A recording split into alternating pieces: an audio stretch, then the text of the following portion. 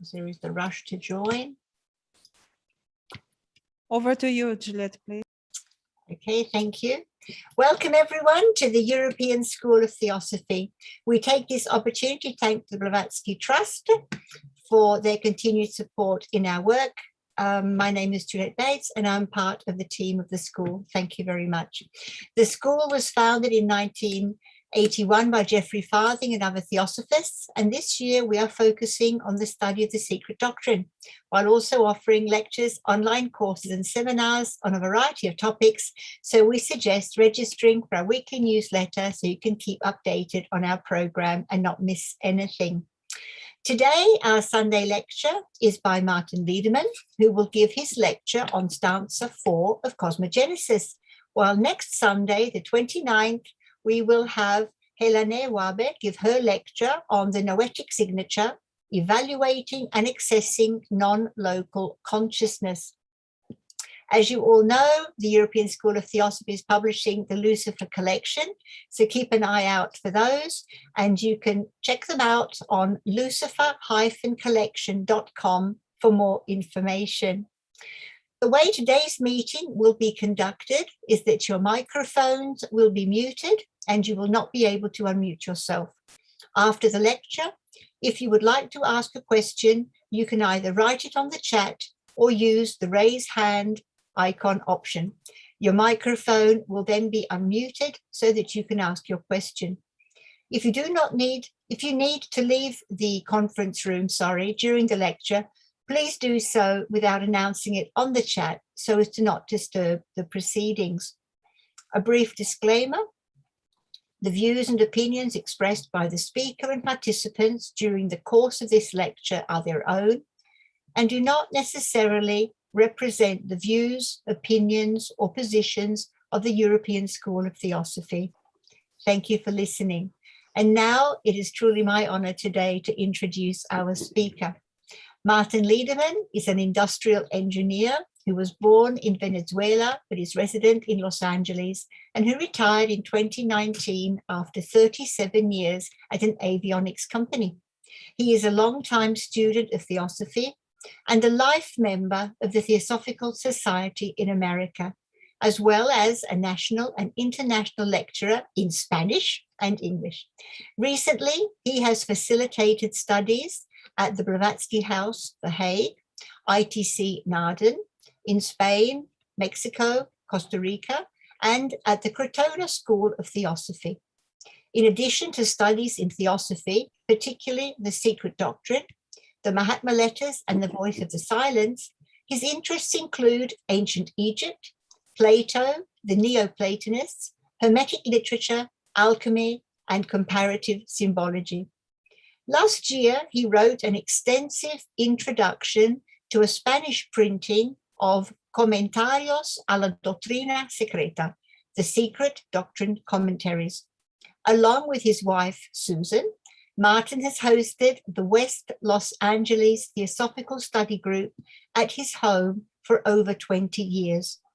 Presently, Martin is a board member of the Crotona Institute of Theosophy in Ojai, California.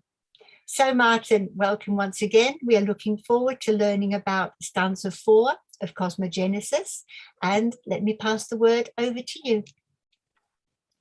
Thank you, Juliet. And can you hear me all? Yeah? Yes, very well, thank you. Perfect, thank you. And thank you for the European School of Theosophy, Eric and the team, to invite me for this talk. It's a privilege to talk about theosophy, which is the love of my life. The Stanza 4, I want to share the screen so you don't see only my face, but so yes, one sec. Okay.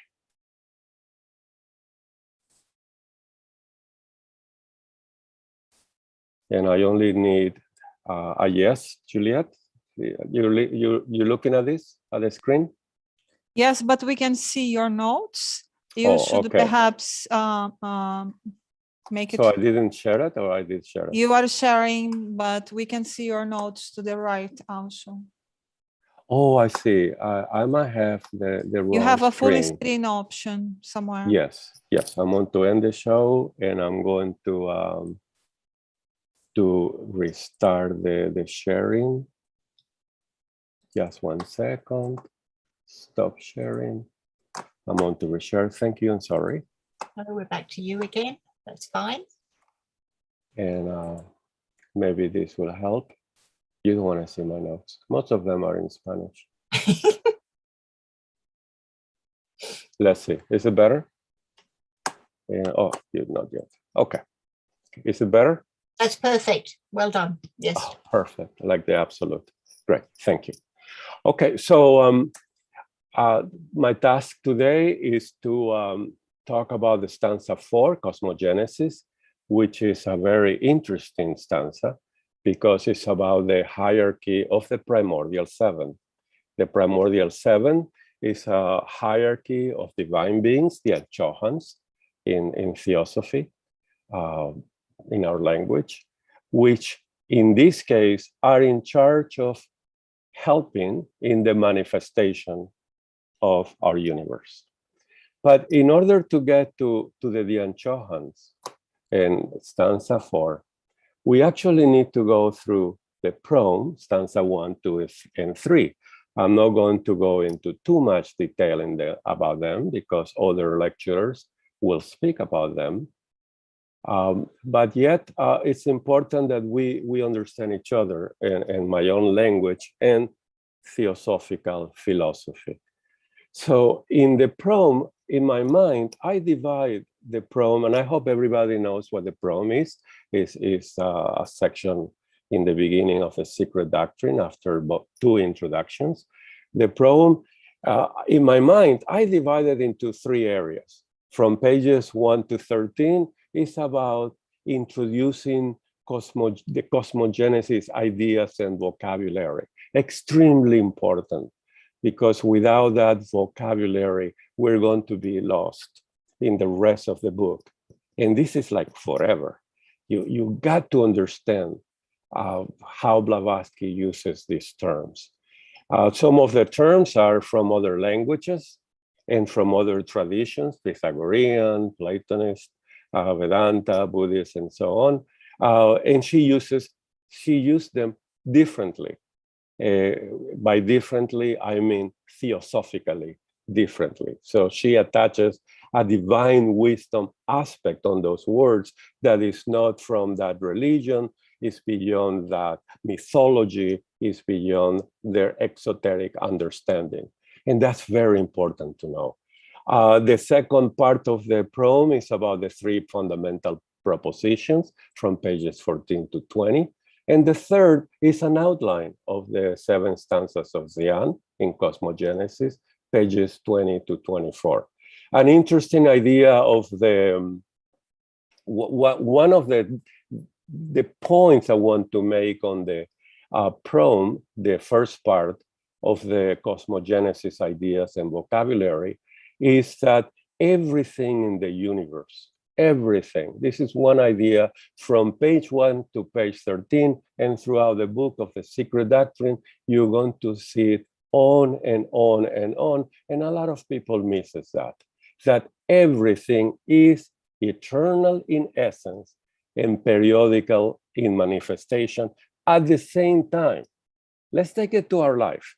When we see each other, we got to see not just with the physical eyes of the periodical manifestation of a human being, but we also have to see that essentially we are eternal. The monad is eternal. The pilgrim is eternal. And yet it manifests periodically. I pause to let that sink in. You got to feel it at the same time. So is the universe, so is Parabrahman, so is the one life, the one law, deity, one energy, and so on, and so on, so on. Everything is eternal in essence, periodical in manifestation. And from the very, very, very page 1 of the prome to the very end, this is the theme of the Secret Doctrine and therefore the philosophy of theosophy. But at the same time, don't separate them and don't think that they are two different things. They're one. They're one and the same. So on page 2 of the prompt, she says, that's because the idea that something is without movement is not theosophical. It's not esoteric. Just like the universe doesn't like vacuum. She uses a strange English word, abhor or something like that. But he's horrified of vacuum. So there is no ceaseless items in the universe. There is nothing without movement. There is nothing without this periodicity in manifestation. And remember that beautiful line that life pulsated in Pralaya. Life, this one life.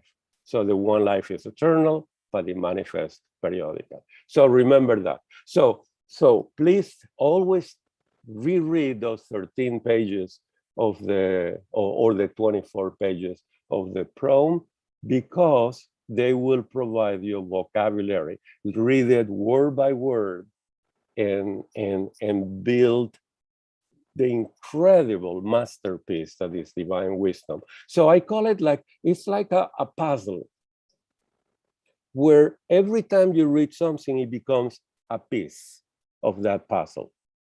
The key is to find the place where it belongs. Follow me? And in theosophy, when you're building this, and this is how I study this, maybe it will help you, I hope so, is that puzzle, it has 4 sections, like 4 quadrants.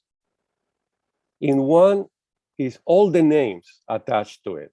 For instance, let's say you want to understand the meaning of Akasha.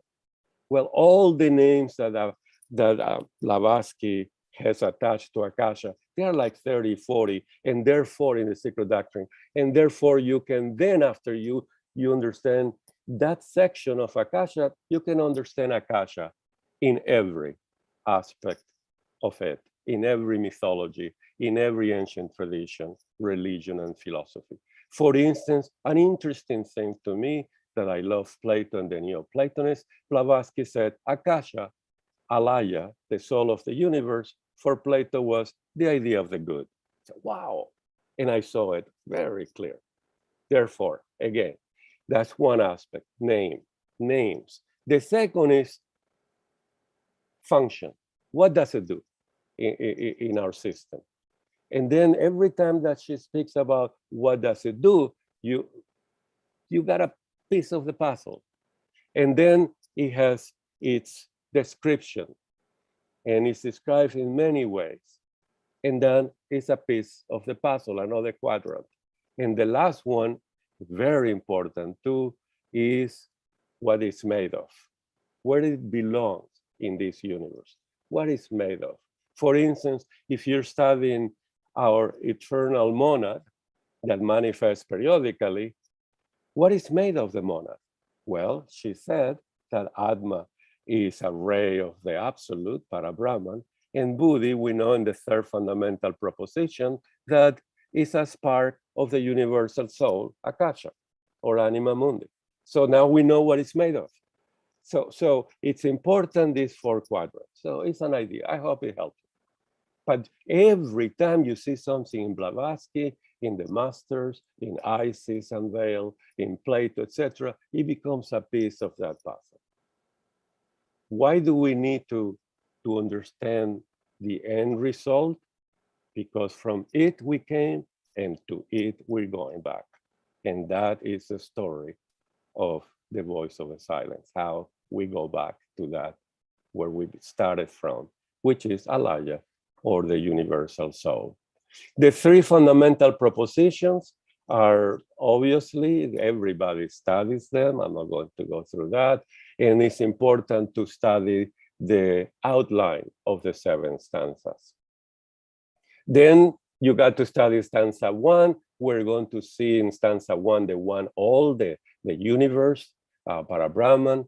and which is now under the words eternal parent, wrapped in her ever invisible robes in 7 eternities. So there is, remember, deity as Parabrahman has an eternal aspect in essence, but even though she amuses us with ideas from other philosophies and traditions, it's unspeakable, unthinkable, cannot be taught, cannot be this, it's beingness, and a beautiful word, and so on, so on.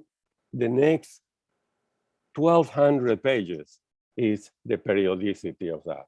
So she starts by saying symbolically can be represented by this, and then it has 2 aspects, Parabrahma, Mula Prakriti, cosmic ideation and cosmic substance, and so on. And so the duality is in the one, and that's how it manifests. Nothing, the 2 came from the one because it was always there. Nobody created 2, right? If you have a sequence of 1, 2, 3, 4, the 1 emerges from the nothing, and the 2 emerges from the 1, the 3 emerges from the 3. You got to understand and see in your soul the word emergence. This is the key to understand the manifestation and the eternity. Things absorbs into Alaya, and Alaya is absorbed in the spirit of the world, second logos, and is absorbed in the first logos, and the first logos is absorbed in this Mula Prakriti, Parabrahman, which is 1. So this is the story of the periodical aspect of manifestation. In stanza 1, the words are eternal parents. Remember, words are important. Vocabulary, it's very important. Eternal parent, Parabrahman, invisible robes, Mula Prakriti, and in 7 eternities to tell us that there is an aspect of periodicity here. Then she says, I'm not going to explain stanza 2 too much. It's identical to stanza 1. They're both in Pralaya. The universe is in Pralaya. But I'm going to leave it to your spiritual insight, right? To your intuition. What did I do? Is I take the vocabulary of stanza 1, I converted it to stanza 2, and now the eternal parent and invisible robes ends after going through Devamatri and Sohavat, ends in Father, Mother, Sohavat. And so now it started almost manifesting. You feel it when you see an eternal parent, invisible robes, it's so abstract, it's so eternal. But when you see the words Father, Mother, and Sohavat, that now it becomes tangible. In stanza 3, they become as 1, the divine dragon of wisdom, the beginning of the end of the 3rd logos, and then Akasha, or Alaya, the soul of the universe, which she calls the fabric of the universe in stanza 3:10. So the divine dragon of wisdom is the creative God, exoterically of all religions, right? Is the 3rd logos, is deity. And in stanza 3:7, you will have the description, the names. In the second part, you have the function. Remember I told you there's 4 things, what it's made of, description, and so on. So you have that deity. When you say, God help me, this is the 3rd logos, he will not help you anyways. So therefore, we go to stanza 4. In the secret doctrine, in the proem, as I told you, there is a section that talks about the outline of every stanza, of the 7 stanzas. And Blavatsky tells us, stanza 4 shows the differentiation of the germ. What is this germ? This is an important vocabulary. It's in page 1. We're not going to see that. I'm assuming you know, and if not, I'll talk about that a little bit later because it's part of the vocabulary of stanza 4. So differentiation of the germ of the universe, the germ in the circle, the germ in the egg, right? These are vocabularies from Blavatsky, the point in the circle, they're all the same, into the septenary hierarchy of conscious divine powers. And this is our story. This is what we're going to study. The septenary hierarchy of conscious divine powers, who, and here is an interesting thing, a description of it, and maybe a little part of the function, who are the active manifestations of the one supreme energy. Remember, when you read one supreme energy in singular, in one with supreme, immediately is eternal, in essence, manifesting periodically. So far, so good. This is the ideas. Thank you. This is the idea of the secret doctrine. Theosophy 101. Now she's giving us more pieces of the puzzle. And by the way, the pieces of the puzzle of this hierarchy is not complete. Of course, it's not complete. It's so much to say about them. There is so much to say. So they are framers, shapers, and ultimately the creators of all manifested universe. In the only sense creator is intelligible. They inform and guide it. What is inform? Here we need Plato. Plato tells us that the ideas informs the objects. A philosopher or a philosopher is the one who can see the informing principle of the object. If something is beautiful, the idea of beauty is informing that object, that being, of its beauty. You understand? It provides its name, its function, but it provides also a lot of esoteric things, which include its karma, its cycle, its duty, its description, its form, and everything about it. It's very impressive, the idea of informing and guiding. They are the intelligent beings who adjust and control evolution. Another great idea. Function. They embody in themselves those manifestations of the one law. So one law is eternal. We can never really understand the one law unless we are adepts with the eye of the Dharma or bodhisattvas, etc. But we can see the manifestation. Therefore, we got to study the laws of nature.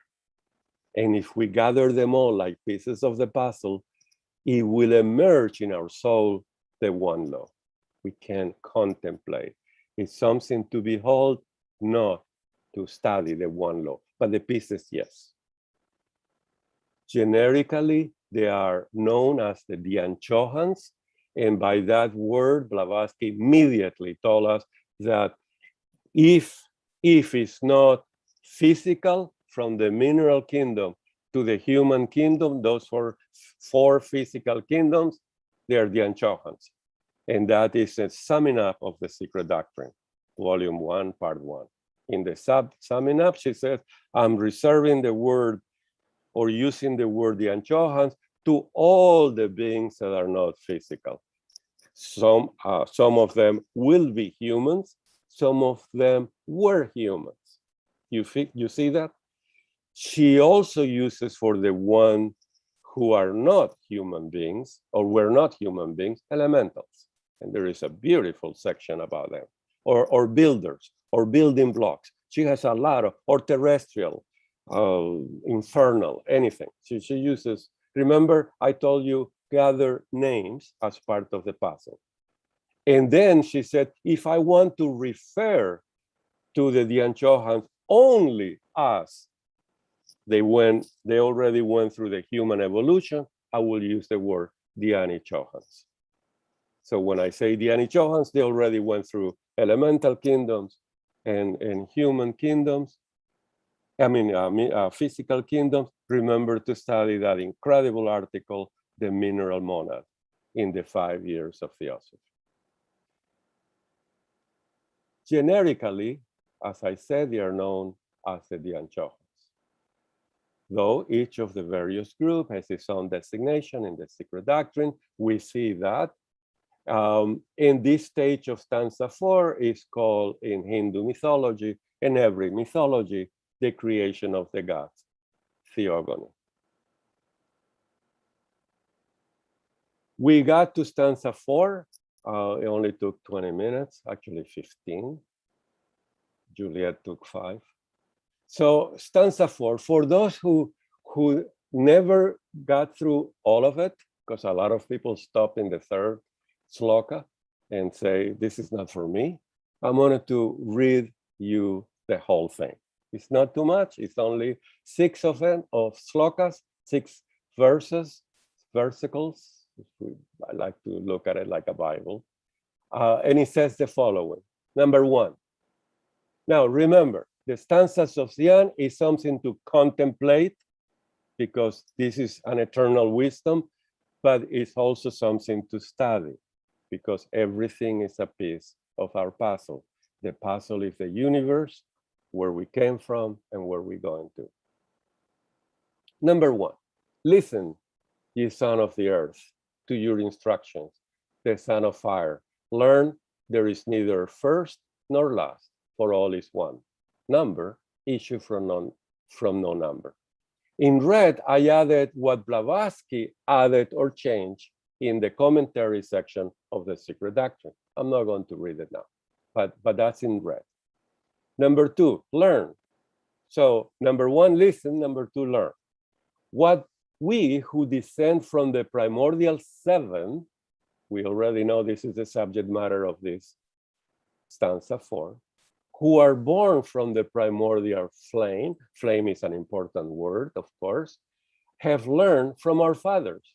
So there is a hierarchy there, a pedigree there. And number 3, this is the most extraordinary vision of the hierarchy of divine beings. If you are lucky and mystic, or lucky and have that mystical experience, it will explode in your soul, and you will hear and see the choir of divine beings. If not, do what I do. I study them. So till I can hear them. From the fulgency of light, just imagine that. We are in Pralaya, stanza 1 and 2. And in 3, from the fulgency of light, the ray, the powerful word, feel it in your soul. You were witness of this. The ray of the ever darkness sprang in space the reawakened energies, which are the Dianchohans. Energies are Dianchohans. Interesting description, right? Interesting piece of the puzzle. The 1 from the egg, the 6 from the 5. And then the 3, the 1, the 4, the 1, the 5, the twice 7, the sum total. Most people stop here. They got enough. But we continue. We have that courage, that Platonic virtue, valor. In Spain, it's a chocolate factory, but Plato's virtue is very important. And these are the essences. Here we are. Feel it, see it, the 7 essences, flames, elements. See how they go from above to below. These 7 primordial are not 7 on the top. They go down because Akasha, the fabric of the universe, is being built, or it was built at the same time. That was in the prom. The divine beings are building this fabric of the universe. Akasha, they're one with it. It's called the zoo in stanza 5. So here we go. Feel it. They're essences, the highest. Flames. Who are these flames? We just read that. The primordial 7 who are born from the primordial flames. Here we have another key. Throughout the Secret Doctrine, innumerable keys. So here we go, pieces. Elements, builders, numbers, formless arupas, and rupa, the body, and the force of the divine man, the sum total. We're going to study what sum total means. And from the divine man, from what we just said, emanated, because we know that she told us each of them emanate things, because this is not static. Every number 7 emanates each one a 7, and it's a hierarchy of a series of hierarchies. The best person who has explained this is Proclus. Please study Proclus. In the book, and it just went blank. The elements of metaphysics, or elements of theology. It's a little treatise, and he copied Euclid, the elements of geometry. And if you really want to understand theosophy, you got to study the elements of Proclus. I have studied half of it with my Platonic teacher, Pierre Grimes, and with friends, Nicholas, and it's incredible. And by myself, always have that book at hand. That's the only way to understand that. And by the way, to understand the voice of the silence, the various paths to Alaya. And then from the divine man emanated the forms, the sparks, the sacred animals, and the messenger. In other words, the Holy Four. And the Holy Four is very important because that's our Alaya. She's going to say that. So we're going to see that later. The lower four planes that the sevenfold planetary chains are built. Important. This is in summing up. I mean, in a section of the Secret Doctrine in the stanzas where she explains now what is a planetary chain. Number 4, this was the army of the voice. Remember, everything in the universe can be summarized, or the creative aspect of the universe can be summarized by the voice, the word, the logo. Let there be light, fiat, lux, right? And this is our own creative power. I want to build this. I have an idea. It's the same logoic energy. And that's the army of the voice. And it's the divine mother of the seven. There are 7 Dian Chohans, which in what Blavatsky called the word, the voice, the logoic energies, they emanate the universe, cosmic ideation on cosmic substance. The ideas pre-existing in that's in the prom, they contemplate those ideas and manifest Akasha or the universe.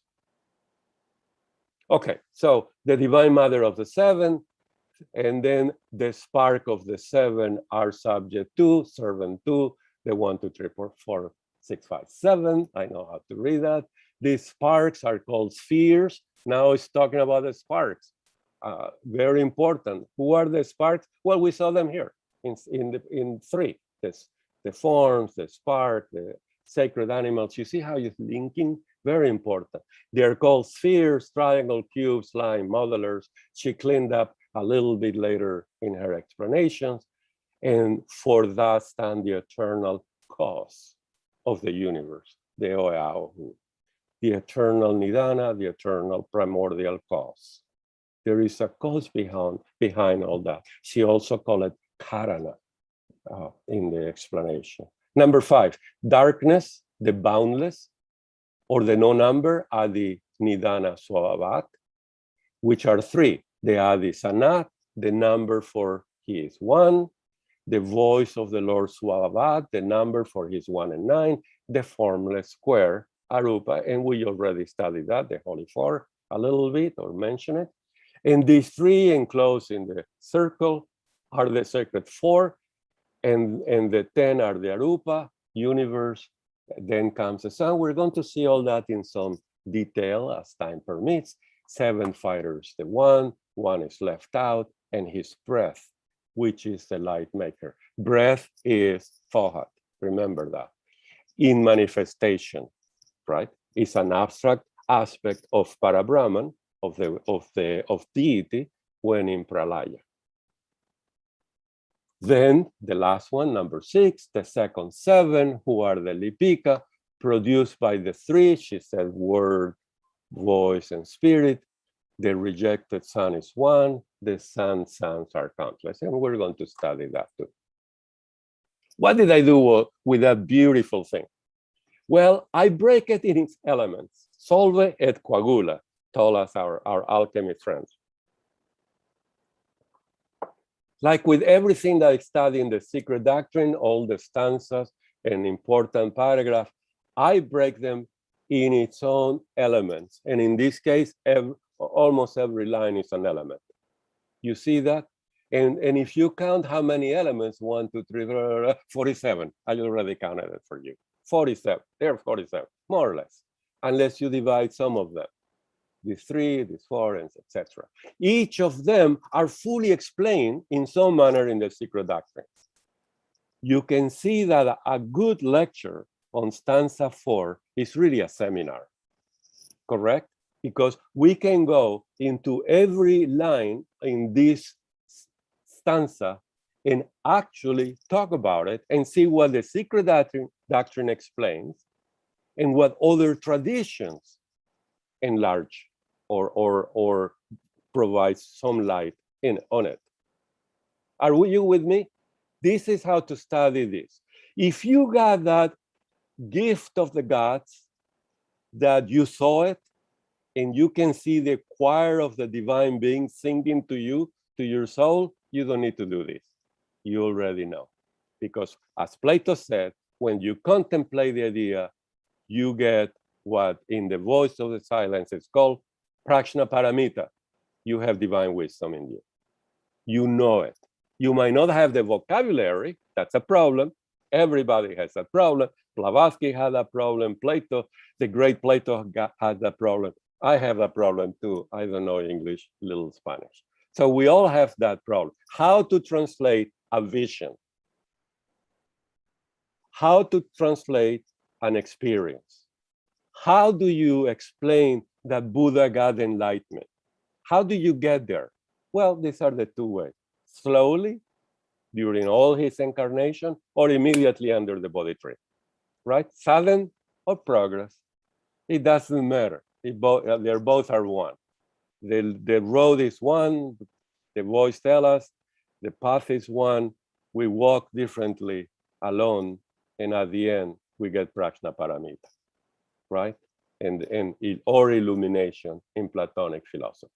Do you see how I study? So I have endless quotes about each of these lines that I cannot do that now. So let's go sloka by sloka. Sloka 1 and 2 are really the continuation of Anthropogenesis, stanza 12, number 49. And I'm going to read it to you. The serpents who redescended, who made peace with the 5th race, who taught and instructed it, and here we are.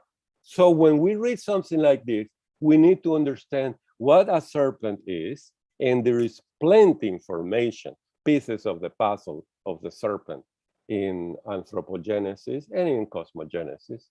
And what means redescended? What means 5th race? And what did they instruct? What was that instruction? This is the question that we're going to answer today. And the answer is, listen, ye sons of the earth, to your instructors, the sons of fire. Now we know, right? Remember? Learn there is neither first nor last. Why? Everything is eternal and periodical. Remember that. Eternal and periodical. Everything. Everything.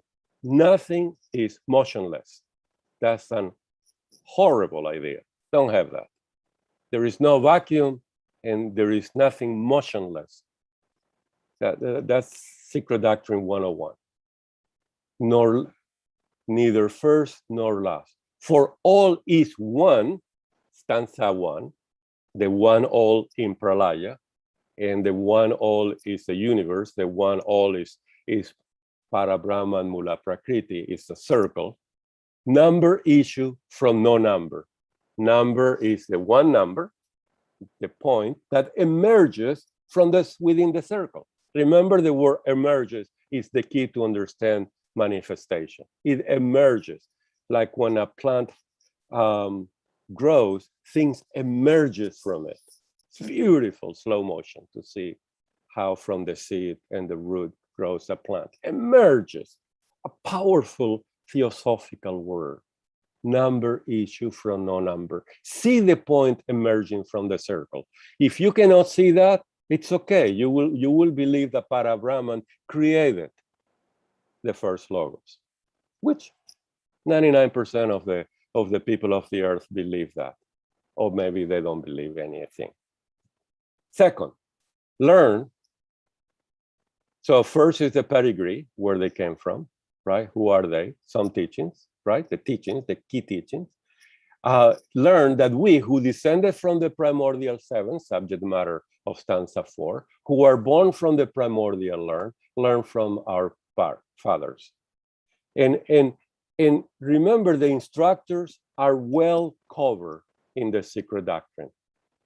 Issue is emerges. We're going to study flames. I'm not going to, because of time, read you on page 94, where she talks about that these things are manifested periodically and things are eternal in essence. She uses this vocabulary everywhere in many, many places. And then the effulgency. It's the most incredible vision of page 1 of the stanzas of the of the secret doctrine. On page 1, she gave us a vision, a way to see it, an illustration that talks to our soul. The number from no number.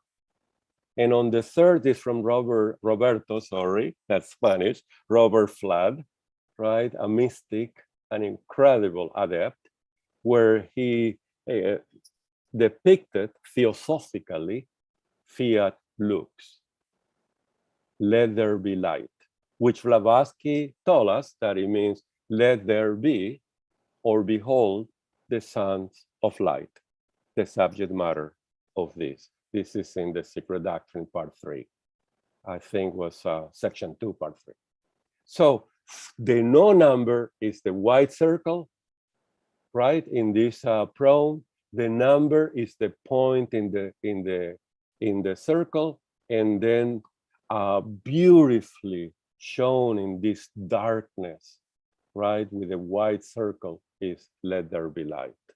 Remember what she says. The first one, cosmos in eternity, right? Before the emanation, of the universe, because the second really is the periodicity, right? It's before the reawakening of the emanation, which is now the universe. And it becomes periodically and by terms. So we have a periodical cosmos and a cosmos in eternity, and so on, so on. We need to get to the universal soul, which is our anima mundi, because there everything happens. We came from it, we go into it, and that's what it is. Now, Elena Doval Santos, who is here, enlightened me one day, she's my friend and teacher, about the dark circle in the commentaries of this, or better said, the meetings of in the Blavatsky Lodge in London at that time. There are now several books about that. In meeting 5, they speak and they ask her about if we are in Pralaya, there should be a dark circle, right? Because there is no light. It's all addressed. And sure enough, studying meeting 5, where she said the ever darkness, the dark circle, the cosmos in Pralaya, the no number, Parabrahman is a dark circle. Thank you, Elena. And then the proem starts with the fulgency of light, the white circle, the no number. This becomes Mula Prakriti that veils Parabrahman. And that's part of the mystery, because both are one. The point emerges from it, and here, this point will go into has a numerical value of 1065. We just read that. The word is the point emerges. The diameter emerges and crosses. And the numerical value of the hierarchy of the Dhyan Chohans is 31415, discovered by Ralston Skinner, and Blavatsky gave him extremely good rates. I think 5 stars in Amazon. So what is the relation of 1065 to 31415? This is what he discovered. There is really no time to study that. By the way, these slides are for you too. I want to email me after I take the 4 megabyte photo of El Segundo of the Los Angeles in every slide, and I strip that and I can email it to you if you ask me, martinleiderman@mac.com, or most of you know that. The sum total, Blavatsky told us, is the idea, the archetype, the perfect form. Remember, every time you have a series of things, you have an archetype. So you have a dog, you have canines, you have mammals, you have the archetype, the sum total, the archetype of the dog, of the animal kingdom, and so on, and so on, so on. The sum total is the archetypical idea, which does what? Informs and guides. Archetypes do what? Adam Kadmon informs and guides. If we want to understand a human being, contemplate Adam Kadmon, or the archetypical idea of the human being, right? Informs us and guides us. Blavatsky said that they exchange letters for 3 years. He calls Skinner my student. He wrote an incredible story. If you like math and geometry, study that. And by the way, when they asked her to explain this, she gave us one of the longest explanations in meeting 10. And you read that, and it's like reading The Secret Doctrine. This is really difficult. So don't think that these two are the book and the article is easy, but study them, you get more and more ideas. If you are good in math and geometry and visual and spatial mind, you will love it. To study stanza for number 3, you break it in elements and everything pops up like a lotus flower. Remember what we said. There are 7, these are the 7 names from essences to rupa, 7. But what's interesting is she called it, the sum total of that is the divine man. They are the force of the divine man, the archetypical form or idea of the divine man, the Adam Kadmon. That's what's very interesting. And they are made of forms, parts, sacred animals, and messenger. Messenger, remember, is the Hebrew word for angels. Of the Holy Four. She told us that the Holy Four is the 4 lower planes of Akasha. That's in the commentary, her study of the stanzas, right? But and also in meeting 10, she said numbers and geometrical forms represents in the human mind the laws of action in the divine mind. Plato told us to be a philosopher who can see the essence from the object, the physical. You got to love math and geometry, arithmetic and geometry. So a lot of us are stuck because we think we don't love it. We do love it. You just don't know it, right? And these 3 in Sloka 5 are Adisanat, the voice of the word, and the Arupa square, where the whole planetary garden it happened. The 4 lower, the planetary chains are all in there, and we go from planetary chain to planetary chain like everybody else in the universe. Remember, by analogy, it's a mirror, the divine triad, the divine tabernacle, the human triad, the human tabernacle. This image is essential to understand the analogy of the divine with the human. It's the key to understand the instructions to the inner group and those incredible and beautiful illustration that she gave from above to below. If you don't get this, it's very difficult to crack and to study and have a vision of the inner group teachings. So please do study as much as you can that. And then she gave us a lot of tips and keys and pieces of the puzzle to understand what the nature of the Dhyan Chohans are. The one I'm going to concentrate today is their vehicle or vahan is Fohat. And in stanza 5, it's fully described. Fortunately, I don't have to describe that. Someone else will do. But they are the messengers of their will, the fire whirlwind, that's Fohat, whose function is to descend and manifest through, right, in the phenomenal world.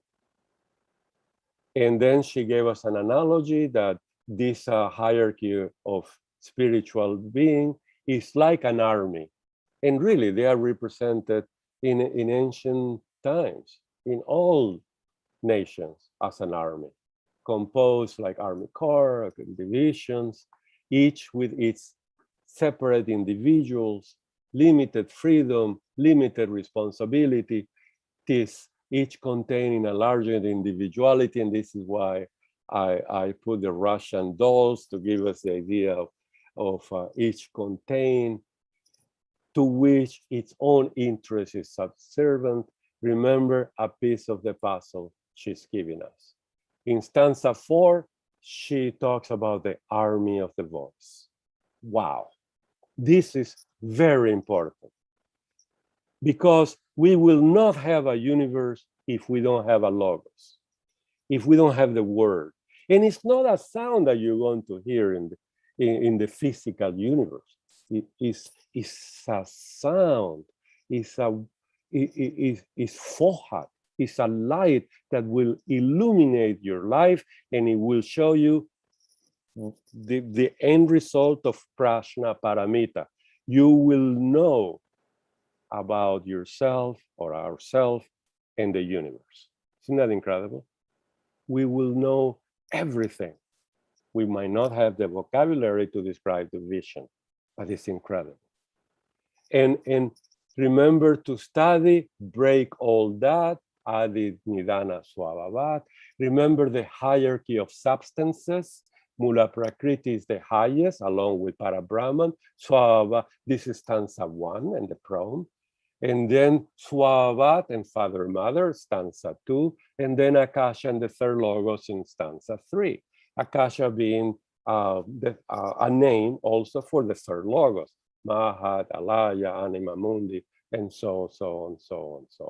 What is the function of Swabhavat and Father Mother? Well, it's, as I said before, it's stanza 3 and sloka 7, where Father Mother, and let me look it up very quickly so I don't have to tell you, read it to you in Spanish. And in stanza 3:10, she says, Father Mother spin a web whose upper end is fastened in spirit and the lower one to its shadowy matter. So Father Mother spins a web. This is Akasha. This is our universe, manifested universe. This is the fabric of the universe. Father Mother, what is his function in the puzzle? Spins a web. We got to contemplate this from spirit and matter. Remember, spirit and matter are one, joined by Fohat. She said that in the proem.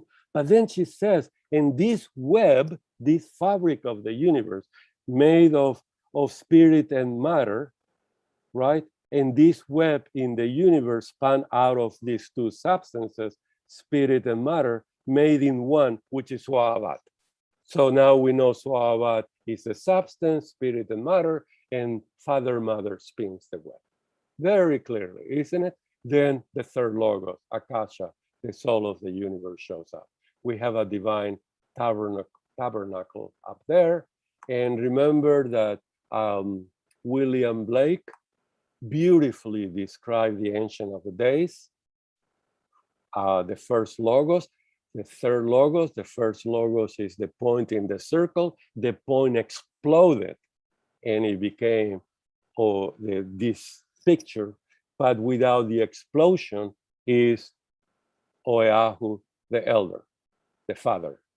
When becomes the maker of the universe, the third logos is now this picture. Now it geometrizes. And then we have the 9, the hierarchy of the divine beings, all in Arupa, the formless 4 square, the lower 4 planes. And then remember, army of the voice. This is the logos. Let there be light. Let there be a universe. Let there be a divine plan. Let's have those eternal archetypical ideas in the mind of Mahat, in the third logos, in the divine world. Maybe I say it wrong. Try to see it. Those archetypical Platonic ideas, or well described by Plato, be in form and guide.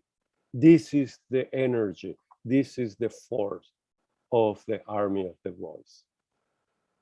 The second seven, who are the lipikas, produced by the three, right, comes in meeting number 11, and there was a beautiful question. And he said, can you explain to us the relation of the lipika, the second seven, to the primordial seven, and to the first sacred four? That's a question that drove Blavatsky nuts. And please, if you ask me that beautiful question, I can read you what she said completely, which is a very long paragraph in meeting 11. She said, I think it is rather a difficult thing. But take, for instance, Valentinos. And in Wikipedia, I found a beautiful synthesis of his system where she explains the aeons, don't know how to pronounce that perfectly in ancient Greek. And here we have the 30 of stanza 3-7, when the description of the voice of the third logos happens. Here's a story of Pistis and the Pistis Sophia going to all the way to the top, and so on. So study that. G.R. Smith gave us sorry about the Spanish, the Orphic Theogony. I also gave this lecture in Spanish.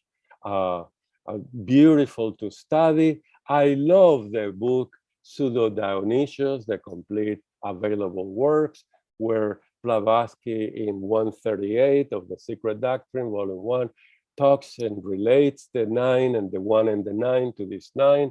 And here they are. There's a lot of beautiful information, very mystically said. You know, they provide, the last triad provides purification and purgative energy, very important. Plato said that's needed to acquire the eye of contemplation, intelligence. We have to leave behind everything. That's the last going up. Then the illuminative way revealed the sacred majesty of the truth. The first is the good, the truth, and the last triad, they provide divine likeness. We are one with it in essence. And that's a union. That's the voice of the silence stanza, fragment 1, when it ends up in dharana, dhyana, and samadhi. In that union with the all, then we attain the supreme beauty, where it's called compassion, love, the good, etc. The last sloka talks about the second 7 are the lipika. So who are the first 7? The luminous sons of the primordial 7, the ahi, the first 7, right? Better described in stanza 5. And I'm not going to go too much into that because that's stanza 5, right? And the second 7, who are the lipika? Who are the second 7? The lipikas. How to see that? Very simple. Let me give you an image to work with. When the logos mythically formulates or expresses at the beginning of manifestation, when it emerges, the third logos from the second, from the first, when it utters those incredible words, let there be light, and Blavatsky retranslated as, behold, let there be the luminous sons, the sons of light. In that very moment, the Big Bang happens, right? And these 7s are populating, so to speak, Akasha. Deity manifests the universe in 7 planes, in 7 fields of action. Science barely is making progress, and a lot more in the last 50 years in these fields, but it's all in the lowest, the grossest of Akasha, the lowest. They are looking at Higgs bosons and fields of this, fields of that, but they still don't see a thought. They still don't see a departed soul. They still don't see many, many, many things in the astral light. So they're still far away, but slowly they're going together. So again, let me give you the image. The divine being, which we call mythically Jehovah, Zeus, contemplating the idea of the universe, the Jerusalem, right? The ideal Jerusalem, establish the universe, emanates, manifests the universe. First thing that happens is the first primordial seven show up, and right after, and that's stanza 5, unfortunately, and it's called the dragon of wisdom, right? They emanate the first 7 from their 7th breath. Look at those beautiful pictures from China, right? The 7th breath, the 7 primordial luminous suns, the suns of light, and then 2 things happen. 4 happens, the second 7 happens, which means the following: as the universe is manifesting, it's not chaotic. It's well organized by the lipika, the ring pass knot, the laws of nature, the need for constants, the need for harmony, the need for symmetry, the need for every aspect of the law. The one law manifests septenary according to the 7 primordials and manifests in 49, 343 aspects, because the lipikas are circling everything that the first 7 through Fohat, through the ideas, are manifesting. So see that stanza 5 is a game, it's a play between manifesting wills, and the lipika says, this is the most you can do. This is what you can do. You are a human being, you cannot do more than this. But yet you have a path to Alaya. You are an elemental, this is what you can do. You are a planet, this is what you can do. You know what I mean? Function, description, name, seriality, periodicity, the golden number, all that is ruled by the lipika, and so on and so on. Very impressive, very impressive. Lipikas is also, because of that, they limit, they are, an aspect of them are the assessors. And here you have them, the 42, whatever they are here. They are sometimes 7, 14, and here's the largest that I have seen. If you ever wanted to see the lipikas, in Meteora, I was there. No, I did not take this photo. They did not let me. But I stay longer. They bring a group. You spend a few minutes. They walk you to the next group. But when they asked me to leave, I put my most angelical face. Like I was totally in contemplation, and the poor monk could not take me out of the room.